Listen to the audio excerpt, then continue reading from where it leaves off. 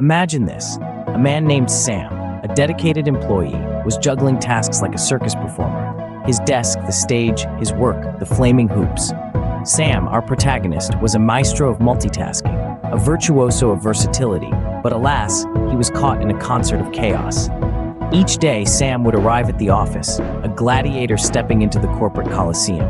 His arena was filled with a cacophony of clattering keyboards, ringing phones, and the constant hum of the office printer. His adversaries were not fierce lions or brutal gladiators, but rather a relentless onslaught of meetings, reports, and deadlines. Just picture it, Sam, armed with his trusty pen, shielded by his laptop, battling against the ticking clock. He was a modern-day David, his Goliath being the towering mountain of work piling up on his desk. His daily routine was like a never-ending roller coaster ride. One moment, he was at the peak of productivity. The next, he was plummeting into the abyss of administrative work. His work life became a comedy of errors, where everything that could go wrong would go wrong. The copier would jam at the most inconvenient times. His emails would mysteriously disappear into the cyber abyss. And let's not forget the infamous coffee machine that had a knack for brewing only when it pleased. But through it all, Sam remained steadfast. He was like a seasoned sailor, navigating through the turbulent sea of office life. His desk became his ship, his chair, his helm, and his work, the tempestuous waves. Yet, amidst this tumultuous tango of tasks, Sam often found himself missing the rhythm. He was the conductor of this chaotic symphony, his baton directing a discordant orchestra of duties and deadlines. However, like any good maestro, Sam knew that even the most disjointed melody could find harmony. He believed that with the right tempo, the right rhythm, and a dash of humor, he could transform his stressful symphony into a harmonious melody. In this chaotic symphony of stress, Sam was the conductor, trying to keep the tune but missing the beat. Sam was tired of this discordant music. He was looking for the right rhythm, the right beat in his work life. Imagine, if you will, a conductor standing before an orchestra. Each musician, each instrument has a role to play, but if one is out of tune, the whole symphony suffers. Sam was that conductor, and his work life was his orchestra, seemingly in a constant state of discord. But Sam, ever the maestro, decided to take charge.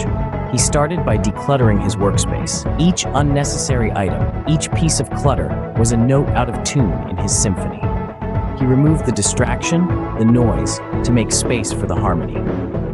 Next, he focused on prioritizing his tasks. Just as a conductor decides which instrument needs to play when, Sam decided what needed his attention and when. He learned to say no to tasks that were not in harmony with his main objectives. He started to delegate tasks that could be handled by others, freeing up his time to focus on the melody that mattered most. But finding the right beat wasn't just about work. It was about life too. Sam started to practice mindfulness. He took moments to pause, to breathe, to tune into his own rhythm. He found that this helped him stay grounded, stay focused, even amidst the cacophony of work life. And then, Sam added a bit of movement to his rhythm. He started incorporating physical activity into his daily routine. A brisk walk in the morning, a few stretches during lunch break, a quick jog in the evening. Each activity, each movement became a part of his symphony, adding to the rhythm, the beat of his work life. With each passing day, Sam was finding his beat, his rhythm, in the cacophony of work life. He was slowly but surely bringing his orchestra, his work life, into a harmonious symphony. And the music, it was starting to sound absolutely divine. Slowly, the chaotic symphony started to sound harmonious. Sam was not just surviving the workday, he was thriving. Like a conductor leading an orchestra, Sam had found his rhythm, his balance, his harmony. He had turned the cacophony of stress and pressure into a melodious tune of productivity and satisfaction. The changes he'd made were not just visible to him, but to everyone around him. His work environment had transformed from a battlefield into a stage where he was the main act, not just surviving, but thriving. It all started with a simple acknowledgement of the fact that he was more than just an employee. He was a father, a husband, a friend, and these roles were just as important, if not more so, than his job title. He began to prioritize his time, to give each aspect of his life the attention it deserved. At work, Sam was more focused, more present. He made fewer mistakes, his productivity skyrocketed, and he found himself actually enjoying what he did. He was no longer a slave to the clock, but a master of his own time. His colleagues noticed the change too. His positive energy was infectious, turning the office into a happier, healthier place. At home, Sam was more relaxed, more engaged. He spent quality time with his family, pursued his hobbies, and even found time for himself. He was a happier man, a healthier man, and this happiness and health seeped into every corner of his life. Sam had found his harmony, his balance. He had turned the discordant notes of stress and pressure into a melodious tune of satisfaction and happiness. He was not just surviving the workday, he was thriving, and he was happier and healthier for it. This was Sam's harmonious work-life symphony, a symphony that played the sweet notes of balance and satisfaction, a symphony that resonated with the beats of happiness and health, a symphony that echoed with the tunes of productivity and peace.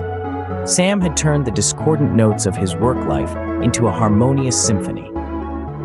But Sam's performance was not over. He had one more trick up his sleeve. You see, Sam was not content with just finding his own rhythm. He had become a maestro of his own work-life symphony, and he wanted to share his music with the world, or at least with his little corner of it. He started to share his journey, his struggles, his victories with his colleagues.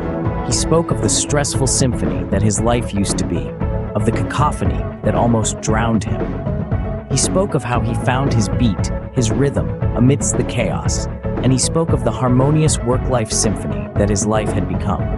His words were not just words, they were notes, they were music. They resonated with his colleagues, inspiring them to make changes in their own work lives.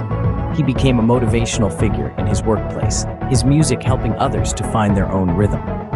And so, Sam's Encore was even more spectacular than his main performance. He not only found his rhythm, but also helped others find theirs.